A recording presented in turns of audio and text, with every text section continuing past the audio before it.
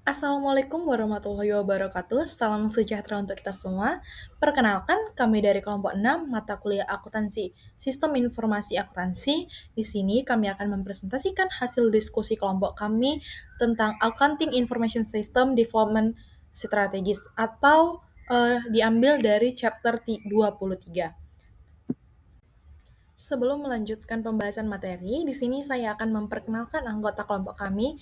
Yang pertama ada Nandina Salsabila dengan NPM akhir 205, lalu saya sendiri Egidia dengan NPM akhir 210, Adinda Ekawati dengan NPM 213, Ajija dengan NPM 215, Arini dengan NPM akhir 218, dan yang terakhir ada Fatona dengan NPM akhir 225.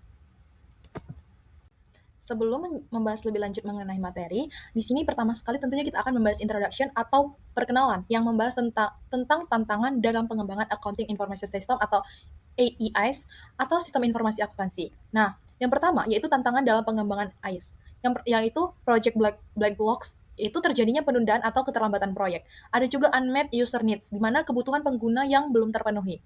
Lalu yang ketiga yaitu outdated system atau sistem yang sudah usang dan tidak relevan lagi.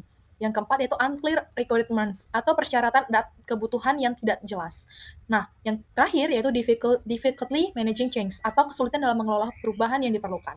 Lalu, solusi apa yang akan dilakukan? Yang pertama yaitu purchasing software atau membeli perangkat lunak yang baru. Nah, yang kedua, in-house development atau mengembangkan perangkat lunak sendiri di dalam perusahaan. Yang ketiga yaitu outsourcing, di mana memanfaatkan pihak ketiga untuk mengembangkan perangkat lunak. Dan yang keempat, ada beberapa cara, yaitu improving process, di mana meningkatkan proses melalui beberapa cara. Yang pertama yaitu researching proses bisnis, pengembangan prototype, implementasi metodologi agile development, dan penggunaan alat bantu berbasis komputer. Nah, secara keseluruhan, di introduction ini atau materi kali ini berfokus pada mengidentifikasi masalah dan solusi yang relevan untuk meningkatkan kualitas kinerja dan efisiensi sistem informasi akuntansi dalam sebuah perusahaan. Selanjutnya, kita akan membahas purchasing software atau proses pembelian perangkat. Yang pertama yaitu selecting a vendor atau memilih penyedia layanan. Nah, di poin pertama itu adalah kebijakan pemilihan vendor dengan membuat keputusan mengenai perangkat keras atau hardware, layanan atau service, dan sumber daya sistem informasi akuntansi yang dibuat secara terpisah dari perangkat lunak tetapi seringkali saling bergantung. Lalu, vendor bisa ditemukan melalui rekomendasi, acara tertentu, ataupun platform yang terkini sudah terupdate. Dan juga pentingnya pemilihan yang detail, di mana vendor yang tidak berpengalaman atau lemah dapat gagal dalam memberikan layanan. Dan juga vendor besar seperti IBM yang terpilih oleh negara bagian Texas untuk konsolidasi data center bisa menghadapi masalah karena perencanaan proyek yang buruk atau tawaran biaya rendah dan beresiko menyebabkan kegagalan layanan. Dan lalu kita membahas acquiring hardware and software atau mendapatkan perangkat keras dan perangkat lunak dengan cara proses menggunakan REP atau request for proposal. Nah, perusahaan itu harus menggunakan RFP untuk memindai solusi dari vendor yang sesuai dengan kebutuhan mereka. RFP itu sendiri membantu menghemat waktu, menyederhanakan pengambilan keputusan, dan juga mengurangi kesalahan, serta memastikan ekspektasi yang jelas. Lalu, kelebihan dan kekurangan RFP itu bersifat rinci, di mana lebih mudah dan murah untuk mengevaluasi serta memberikan rekomendasi vendor, tetapi membatasi fleksibilitas vendor. Nah, RF ini berbasis kinerja, di mana memberikan fleksibilitas lebih kepada vendor, tetapi lebih sulit untuk menilai dan sering lebih mahal harganya. Namun, spesifikasi yang jelas mencakup fitur wajib dan opsional, yaitu membantu memastikan solusi yang tepat untuk kebutuhan perusahaan sesuai dengan sektornya masing-masing. Berikutnya adalah evaluating proposals and selecting system. Proposal yang nggak punya informasi penting, gagal memenuhi persyaratan minimum atau ambigu itu akan dieliminasi. Proposal yang lolos di penyaringan awal akan dibandingkan dengan persyaratan sistem untuk menentukan apakah semua persyaratan wajib telah terpenuhi dan berapa banyak sih persyaratan yang diinginkan telah terpenuhi. Nah, teman-teman bisa kita lihat di gambar di bawah ini yang sebelah kiri. Yang pertama itu adalah gambar dari kriteria evaluasi perangkat keras, perangkat lunak, dan juga vendor. Kemudian untuk tabel sebelahnya, sebelah kanan adalah tabel dari evaluasi penilaian proposal dari vendor.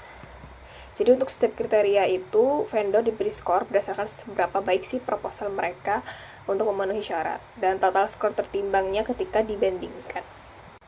Berikutnya adalah evaluating proposals and selecting system. Proposal yang nggak punya informasi penting, gagal memenuhi persyaratan minimum atau ambigu itu akan dieliminasi. Proposal yang lolos di penyaringan awal akan dibandingkan dengan persyaratan sistem untuk menentukan apakah semua persyaratan wajib telah terpenuhi dan berapa banyak sih persyaratan yang diinginkan telah terpenuhi. Nah, teman-teman bisa kita lihat di gambar di bawah ini yang sebelah kiri. Yang pertama itu adalah gambar dari kriteria evaluasi perangkat keras, perangkat lunak, dan juga vendor. Kemudian untuk tabel sebelahnya, yang sebelah kanan adalah tabel dari evaluasi penilaian proposal dari vendor. Jadi untuk setiap kriteria itu, vendor diberi skor berdasarkan seberapa baik sih proposal mereka untuk memenuhi syarat, dan total skor tertimbangnya ketika dibandingkan. Nah, selanjutnya kita akan membahas mengenai advantage and disadvantage of end user computing atau AUC, atau bisa juga disebut dengan keuntungan dan kerugian end user computing atau AUC. Nah, jadi yang pertama kita akan membahas mengenai advantage of end user computing atau AUC, atau bisa disebut juga dengan keuntungan end user computing atau AUC. Jadi yang pertama ada kreasi, kontrol, dan implementasi oleh pengguna. Pengguna memiliki kendali penuh dalam proses pengembangan, membantu menciptakan sistem yang lebih sesuai dengan kebutuhan mereka. Lalu yang kedua yakni sistem yang memenuhi kebutuhan pengguna. Sistem yang dibuat oleh pengguna cenderung lebih relevan dan efektif.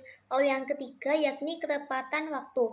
AUC menghindari proses pengembangan tradisional yang memakan waktu. Lalu yang keempat yakni membebaskan sumber daya sistem. AUC memungkinkan Departemen IS untuk fokus pada proyek lain. Lalu yang kelima yakni fleksibilitas dan kemudahan pengguna. Perangkat lunak AUC mudah digunakan dan dapat diubah kapan saja sesuai dengan kebutuhan. Nah, selanjutnya kita akan membahas mengenai disadvantage of end user computing atau AUC, atau bisa disebut juga dengan kerugian end user computing atau AUC. Nah, yang pertama yakni ada kesalahan logika dan pengembangan. Pengguna kurang pengalaman dalam pengembangan sistem, meningkatkan risiko kesalahan. Lalu yang kedua yakni aplikasi yang tidak teruji dengan baik. Pengguna jarang menguji sistem mereka dengan cukup cermat, sehingga sering terjadi kesalahan. Lalu yang ketiga yakni sistem yang tidak efisien. Pengguna tidak selalu menghasilkan program yang efisien. Lalu yang keempat yakni kontrol dan dokumentasi yang buruk. Sistem seringkali tidak terdokumentasi dengan baik, membuatnya sulit untuk dikelola. Lalu yang kelima yakni ketidakcocokan sistem. Penggunaan perangkat keras dan perangkat lunak yang berbeda dapat menimbulkan masalah kompatibilitas. Nah, selanjutnya yang keenam yakni duplikasi sistem dan data. Ketidaktahuan pengguna dapat menyebabkan pengembangan sistem yang berlebihan atau tumpang tinggi. Lalu yang ketujuh yakni biaya yang meningkat. Pengeluaran untuk perangkat keras, perangkat lunak, dan pembaruan menjadi mahal. Nah, selanjutnya kita akan membahas mengenai Managing and Controlling End User Computing atau AUC, atau bisa disebut juga dengan mengelola dan mengendalikan End User Computing atau AUC. Nah, jadi organisasi itu harus mengelola dan mengendalikan AUC dengan memberikan panduan dan standar yang memadai untuk mempertahankan kontrol sekaligus menjaga fleksibilitas pengguna. Tanpa kontrol, penggunaan AUC dapat menyebabkan masalah yang signifikan. Nah, helpdesk itu mendukung dan mengontrol aktivitas pengguna akhir. Helpdesk bertanggung jawab untuk mengontrol akses dan berbagi data perusahaan, mencegah duplikasi data, dan memastikan data rahasia tetap terlindungi. Selanjutnya ada outsourcing the system atau mengalihkan sistem. Jadi pengalihan daya itu tuh ada perekrutan perusahaan luar untuk menangani semua atau sebagian aktivitas pemrosesan data organisasi. Dalam perjanjian pengalihan mainframe, perusahaan mengalihkan dengan cara membeli komputer klien, merekrut karyawan IS klien, mengoperasikan dan mengelola sistem di lokasi klien, dan lain-lain. Nah, itu ada keuntungan dan kelemahannya. Jadi keuntungannya itu tuh bisa dijadikan solusi bisnis, lalu pemanfaatan aset, lalu ada akses ke keahlian yang lebih besar dan teknologi yang lebih baik, lalu biaya yang lebih rendah, waktu pengembangan yang lebih sedikit, dan lain-lain. Lalu untuk kerugiannya, ini tuh ada ketidakfleksibelan, lalu bisa menyebabkan hilangnya kontrol, berkurangnya keunggulan kompetitif, tujuan yang tidak terpenuhi, layanan yang buruk, dan lain-lain. Nah, sekarang kita akan membahas mengenai metode untuk meningkatkan pengembangan sistem. Metode yang pertama itu ada manajemen proses bisnis, di mana manajemen proses bisnis ini merupakan pendekatan yang paling sistematis dan dapat berguna untuk mengoptimalisasi proses bisnis organisasi. BPM ini merupakan peningkatan proses bisnis yang lebih bertahap dan berkelanjutan yang didukung oleh teknologi. Hasilnya, BPM adalah cara terbaik untuk memperkenalkan kemampuan perubahan manusia dan teknologi ke dalam organisasi. Beberapa prinsip yang harus diperhatikan untuk menjadi dasar BPM itu, yang pertama, proses bisnis itu dapat menghasilkan keunggulan kompetitif, lalu ada prinsip proses bisnis harus dikelola secara menyeluruh, dan proses bisnis harus tangkas, dan terakhir prinsip proses bisnis harus selaras dengan strategi dan kebutuhan organisasi. Dalam manajemen proses bisnis ini, ia memiliki sistem untuk mengotomatisasikan dan memfasilitasi peningkatan proses bisnis. Sistem ini dapat meningkatkan komunikasi dan kolaborasi, mengotomatisasi aktivitas, dan berintegrasi dengan sistem lain dalam rantai nilai. Sistem manajemen proses bisnis ini memiliki 4 komponen utama. Yang pertama itu ada komponen mesin proses untuk memodelkan dan menjalankan aplikasi termasuk aturan bisnis. Lalu yang kedua itu analisis bisnis untuk membantu mengidentifikasikan dan bereaksi terhadap masalah, tren, dan peluang bisnis. Lalu yang ketiga itu alat kolaborasi untuk menghilangkan hambatan komunikasi, dan komponen yang terakhir itu ada manajemen konten untuk menyimpan dan mengamankan dokumen elektronik, dokumen gambar, dan berkas-berkas lainnya. Lalu metode yang kedua itu ada pembuatan prototype, di mana pendekatan desain sistem ini akan mengembangkan model kerja sistem yang disederhanakan. Pembuatan prototype akan membantu memenuhi kebutuhan pengguna, pengembang, dalam membuat keputusan desain konseptual dan visi. Prototype ini akan dikembangkan menggunakan 4 langkah. Yang langkah pertama itu adalah menyetujui, mensepakati ukuran dan cakupan sistem, serta memutuskan apa yang harus dan tidak boleh disertakan dalam sistem. Lalu yang kedua itu mengembangkan prototipe dalam tahap awal. Penekanan dalam perkembangan ini adalah biaya yang rendah dan pengembangan yang cepat. Fungsi kontrol, penanganan pengecualian, validasi input, dan kecepatan pemrosesan yang tidak penting harus diabaikan demi kesederhanaan, fleksibilitas, dan kemudahan pengguna. Lalu pada langkah ketiga itu, pengembang harus menggunakan umpan balik untuk memodifikasi sistem dan mengembalikannya kepada pengguna. Uji coba penggunaan dan modifikasi ini harus berlanjut hingga pengguna merasa puas bahwa sistem tersebut itu telah memenuhi kebutuhan mereka. Dan langkah yang terakhir itu adalah tahapan menggunakan sistem. Prototipe yang disetujui biasanya digunakan dalam 1 atau 2 cara, dan prototipe yang telah digunakan ini akan diubah menjadi sistem yang berfungsi secara penuh. Untuk membuat prototipe operasional, pengembang menggabungkan hal-hal yang diabaikan dalam langkah pertama, menyediakan cadangan dan pemulihan, dan mengintegrasi prototipe dengan sistem lain. Lalu ada juga prototipe non-operasional, di mana ia akan digunakan dalam beberapa cara. Persyaratan sistem yang diidentifikasi selama pembuatan prototipe dapat digunakan untuk mengembangkan sistem baru. Dan prototipe dapat digunakan sebagai dasar untuk sistem yang diperluas dan dirancang untuk memenuhi kebutuhan banyak pengguna yang berbeda. Dan terakhir itu ada literasi tentang kapan sih harus menggunakan prototipe. Prototyping tepat dilakukan ketika terdapat tingkat ketidakpastian yang tinggi dan tidak jelas pertanyaan apa yang harus diajukan, accounting informasi sistem tidak dapat divisualisasikan dengan jelas, dan terdapat kemungkinan kegagalan yang tinggi. Hal yang terbaik untuk prototyping itu meliputi sistem pendukung keputusan, sistem informasi eksekutif, sistem pakar, dan sistem pencarian informasi. Dan prototipe yang kurang tepat itu meliputi sistem yang besar atau kompleks yang melayani komponen organisasi utama dan batas lintas organisasi untuk mengembangkan komponen accounting informasi sistem standar seperti piutang dan manajemen inventaris. Nah, selanjutnya saya akan menjelaskan tentang Agile metodologi atau metodologi Agile. Jadi, salah satu masalah dengan pendekatan SDLC tradisional atau pendekatan waterfall adalah pendekatan ini mengasumsikan bahwa persyaratan tidak berubah saat sistem dirancang. Tetapi pada kenyataannya, seringkali pada banyak proyek pengembangan sistem persyaratan berubah karena pengguna seringkali tidak memahami semua hal yang diinginkan dalam perangkat lunak yang dirancang. Yang artinya pengguna menemukan lebih banyak persyaratan yang berbeda saat proses pengembangan perangkat lunak berlangsung. Tetapi karena teknologi berubah dengan begitu cepat, tapi banyak hal yang dapat dicapai dengan teknologi. Perubahan cepat dalam persyaratan dan teknologi ini menciptakan kebutuhan akan sedikit produk yang lebih pendek yang seringkali tidak kompatibel dengan metodologi pengembangan perangkat lunak tradisional.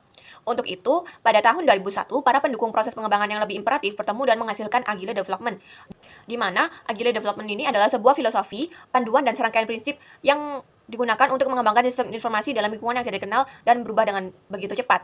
Di mana menurut filosofi Agile Development yang lebih penting adalah yang pertama itu merespon perubahan daripada mengikuti rencana awal atau jadwal yang telah ditetapkan sebelumnya. Yang kedua, menekankan individu atau interaksi daripada proses dan kontrol pengembangan. Yang ketiga, tekankan kolaborasi pelanggan daripada negosiasi. Lalu yang terakhir, menghasilkan perangkat lunak yang berkualitas daripada menghasilkan dokumentasi perangkat lunak yang baik.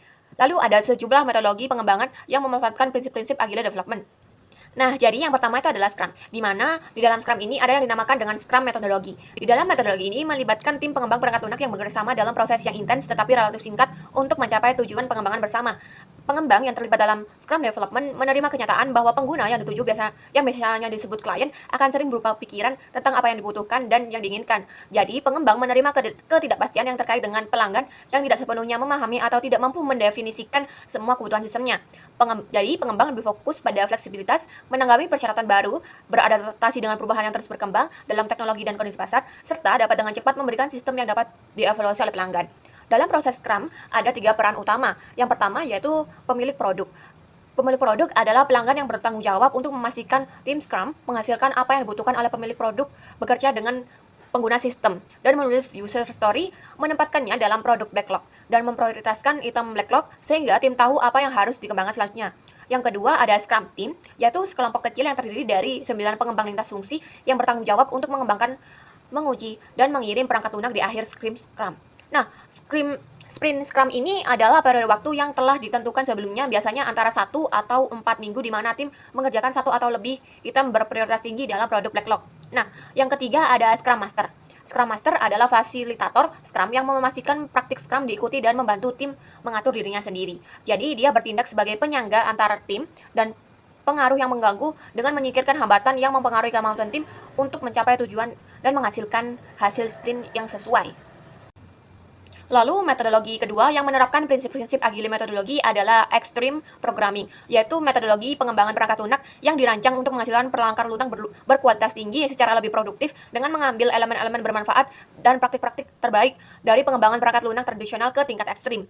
Dan yang ketiga ada metodologi Unified Process atau proses terpadu, yaitu kerangka kerja pengembangan dari perangkat lunak dengan 4 fase, yaitu permulaan, elaborasi, konstruksi, dan transisi. Jadi 3 fase terakhir dibagi menjadi serangkaian iterasi dengan durasi yang telah ditentukan sebelumnya, di mana setiap iterasi ditambah berisi fungsi tambahan atau versi yang disempurnakan dari perangkat lunak yang dikembangkan sebelumnya.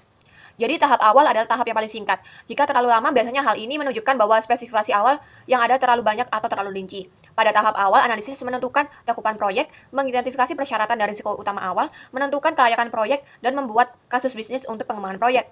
Lalu pada tahap atau fase elaborasi, yang merupakan tahap terpanjang kedua dan dianggap oleh sebagian orang dari tahap terpenting. Jadi analisis melakukan sebagian besar aktivitas analisis dan desain untuk proyek. Analisis mengembangkan persyaratan pengguna secara terperinci dan menentukan cara mengatasi faktor resiko yang diketahui dengan resiko yang paling penting ditangani terlebih dahulu. Lalu fase yang terpanjang adalah konstruksi, yaitu saat sistem dikodekan atau dibangun menggunakan fondasi yang dibuat saat tahap atau fase elaborasi. Jadi sistem dibangun dan diimplementasikan dengan serangkaian iterasi pendek yang masing-masing menghasilkan rilis perangkat lunak yang dapat dieksekusi. Dan fase terakhir konstruksi adalah diakhiri dengan versi beta perangkat lunak yang akan digunakan selama fase transisi. Kenapa sih? Lalu fase atau tahap yang terakhir adalah tahap transisi, yaitu sistem tersedia bagi pengguna sistem. Jadi konversi sistem dan pelatihan pengguna juga berlangsung selama fase transisi ini. Lalu fase transisi ini sering mencakup beberapa iterasi dan umpan balik pengguna selama fase transisi awal digunakan untuk menyempurnakan sistem pada fase transisi berikutnya. Jadi fase transisi akan selesai ketika sistem memenuhi harapan pengguna dan kriteria uji mampu menerima penerimaan terpenuhi. Nah, selanjutnya yaitu Computer Aided Software Engineering atau rekayasa perangkat lunak atau sistem berbasis komputer. Jadi, CASE adalah paket alat terpadu yang digunakan oleh para desainer terampil untuk membantu merencanakan, menganalisis, merancang, memprogram, dan memelihara sistem informasi. Jadi, perangkat lunak CASE biasanya memiliki alat yang digunakan untuk perencanaan strategis manajemen proyek atau sistem desain basis data, tata letak layar, dan laporan, serta pembuatan kode otomatis. Jadi, alat CASE menyediakan sejumlah keuntungan yang berperan penting. Yang pertama yaitu peningkatan produktivitas. Jadi, CASE dapat menghasilkan kode bebas bug dari spesifikasi sistem dan mengotomatiskan tugas-tugas yang berulang.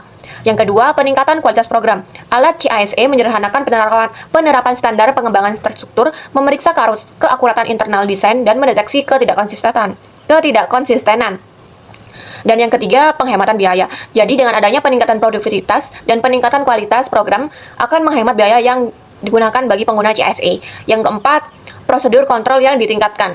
Jadi alat CSA mendorong kontrol sistem, langkah-langkah keamanan, dan auditabilitas serta prosedur penanganan kesalahan di awal proses desain. Yang kelima, ada dokumentasi yang disederhanakan. Jadi CSA secara otomatis mendokumentasikan sistem saat dikembangkan pengembangannya. Tetapi meskipun ada keuntungan, CSA ini ada beberapa masalah yang serius. Yang pertama, adanya ketidakcocokan beberapa alat CSA yang tidak dapat berinteraksi secara efektif dengan sistem. Lalu yang kedua, biaya. Jadi kadang-kadang biaya teknologi CSA ini mahal sehingga tidak terjangkau bagi perusahaan kecil.